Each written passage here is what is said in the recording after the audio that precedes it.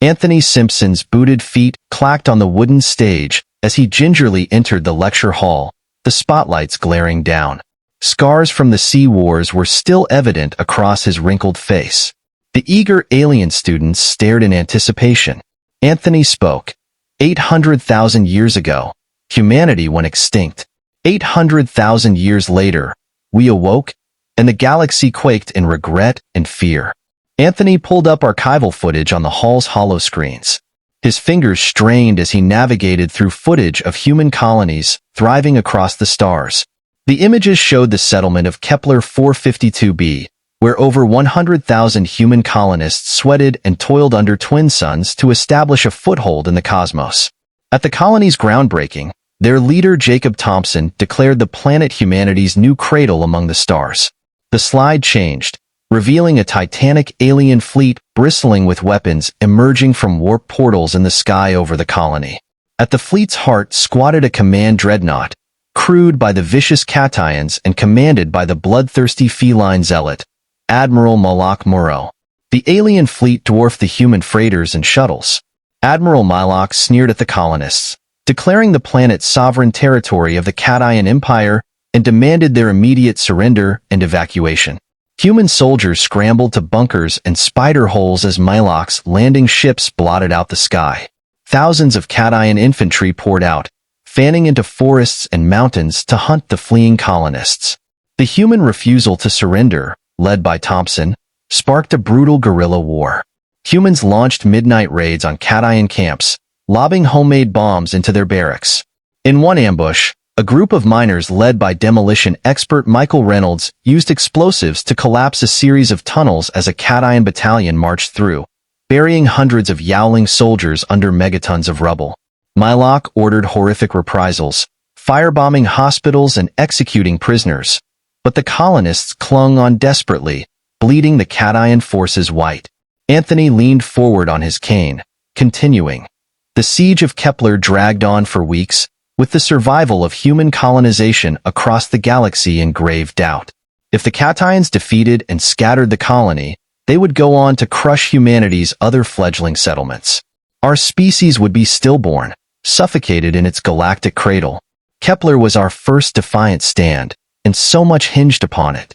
But those 100,000 colonists held fast, facing down a ruthless empire 1,000 times their size. Anthony's voice quivered as he went on. The Cations' superior numbers and technology were too much even for the determination of the human defenders. The felines unleashed a hellish orbital bombardment, raining plasma bombs and kinetic rods down upon the colony. The blasts flattened settlements, leaving nothing but smoldering craters. Thousands of civilians were incinerated in the blink of an eye. Governor Thompson, staring at the mushroom clouds blooming on the horizon and the enemy dropships swarming the sky, knew the battle was lost. But rather than surrender, he decided to gamble everything on a secret plan to preserve his people. The colony's classified cryogenic vault, buried deep underground, was their last hope. 5,000 survivors could ride out the invasion in cryosleep and awaken to continue the human race and its resistance. Thompson ordered an immediate evacuation to the cryochamber. As colonists rushed into the vault, he gathered every soldier he could spare to defend its blast doors against the Cation assault. Michael Reynolds, hero of the tunnel bombings, was among the brave few who volunteered to hold the line. The Cations surged against the defenders, hissing and howling war cries. Malak himself led the charge, power armor gleaming and plasma sword flashing as he cut down humans left and right. The colonists fought like lions, making the enemy pay for every inch in blood. Rifles cracked, grenades boomed, and the cries of the dying filled the air. But one by one, the humans fell. Thompson took a plasma bolt to the chest and crumpled. Reynolds, the last man standing, held his finger on the door controls, sealing the doors with his life's blood pouring from a dozen wounds as a Cation warrior pounced, buying time with his final breath. Anthony paused, his voice heavy with emotion. Thompson, Reynolds, all the defenders, their sacrifice ensured that 5,000 humans would live on, an act of defiance and faith in the face of certain annihilation. Simpson fast-forwarded 800,000 years. Kepler 452b had endured eons of seismic upheaval. Quakes rattled the cryovault. Stasis pods flickered and failed, but life support strained and held, safeguarding the 5,000 frozen colonists. He pulled up grainy footage from the vault security cameras. A stasis pod hissed open in a darkened chamber. A grizzled hand groped out, followed by a scarred, wiry body in a tattered uniform. It was Alexander Novak, veteran of the Cation Wars, the first to awaken. He wobbled to his feet, legs rubbery, frost in his beard. Novak wrenched the door open, servos groaning, and stumbled down shadowy halls lined with pods, each containing a slumbering colonist. He pounded a fist on the sealed entrance of the vault's central chamber.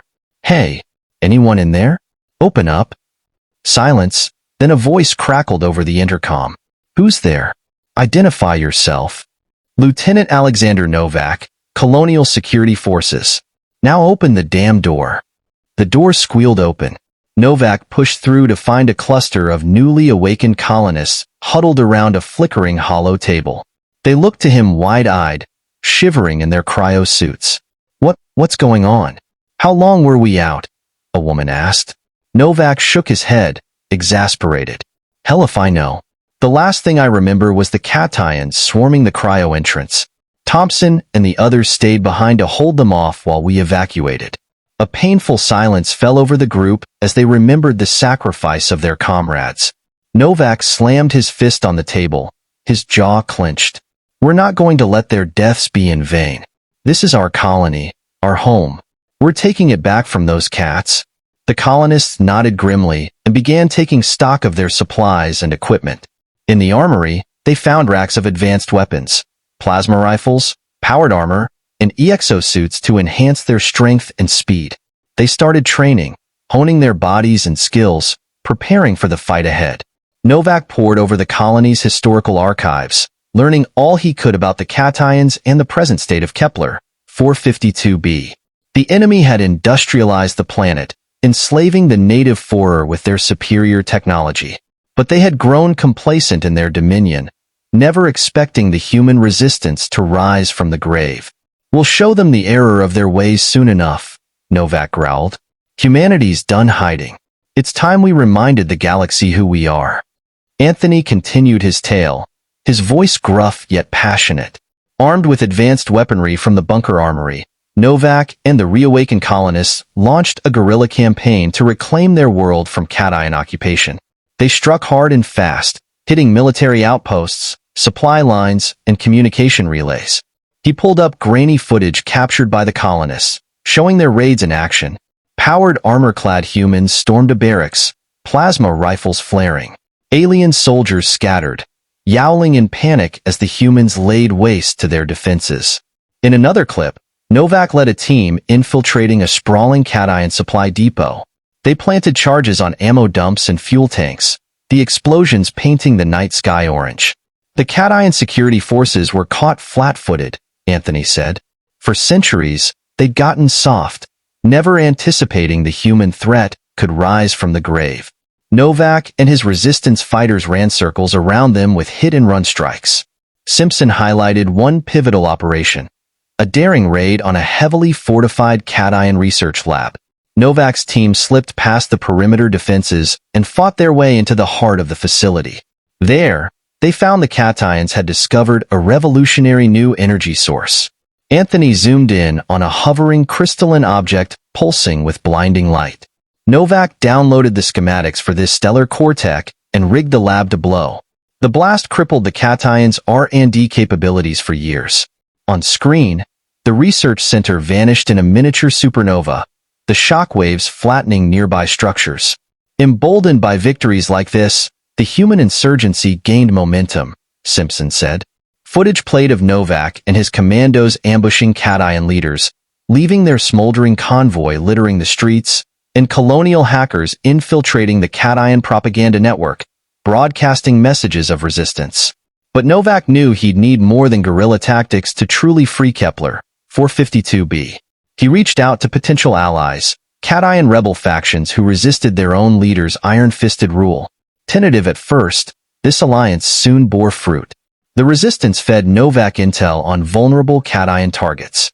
Anthony's voice grew heavy as he recounted the climactic battle. Utilizing the intel and support from their cation rebel allies, Novak and the Human Strike Force launched an all-out assault on the cation command compound. Plasma fire sizzled through the air as human EXO suits clashed with cation power armor in the blood-slicked corridors. The aging veteran navigated the corridors and pulled up helmet cam footage from the attacking forces. The footage displayed Novak at the forefront, his armor pitted and scorched, unleashing a relentless barrage of blaster fire as he advanced. Enemy bodies crumpled under the onslaught, and the command post's defenses began to collapse. Novak kicked down the blast doors to Murlock's inner sanctum with a thunderous crash. The Sea Admiral whirled around from his tactical displays, fangs bared. "You just don't know when to stay dead, do you?" he hissed. "So, we're finishing this," Novak replied, discarding his rifle and unsheathing a thrumming power blade. "Your time is done." The pair clashed in a whirlwind of slashes and stabs, Novak's blade sparking against Murlock's force shield. Novak landed a vicious kick to Murlock's knee, staggering him. As Novak attempted to stab down, Murlock caught his wrist. "Did you really think you'd won, that I wouldn't have a contingency?" Murlock sneered. "I've known about your kind since I found that damnable cryo chamber decades ago. If I can't have this world, neither will you." Murlock slammed his fist onto a console, triggering a blaring klaxon as a monotone voice announced the commencement of the compound's self-destruct sequence. The feline grinned savagely. "You're insane," Novak spat, headbutting Murlock and cracking his helmet. "You'll kill everyone." Anthony's voice trembled as he recounted what happened next, a memory seared into his mind forever. As the compound shook and the city burned, Novak made a choice, the same choice Jacob Thompson had made centuries ago. He chose to give his life so that others might live. The footage showed Novak screaming a battle cry and tackling Murlock, sending them both hurtling off a collapsing catwalk into the inferno below. A burst of static cut the video feed. The hall fell silent, every Cassian transfixed. Anthony continued. The blast wiped out the capital, along with Novak and Murlock. In the aftermath, the resistance leader Zara took charge, guiding her people toward a new beginning, free of tyranny. The surviving human colonists prepared to depart Kepler 452b to honor their fallen and seek their destiny among the stars. You have reached the end of the story. If you enjoyed this story and want to support us, please leave a like and subscribe to our channel. For every comment that says 88, I will heart every single one of them. Thank you for your time.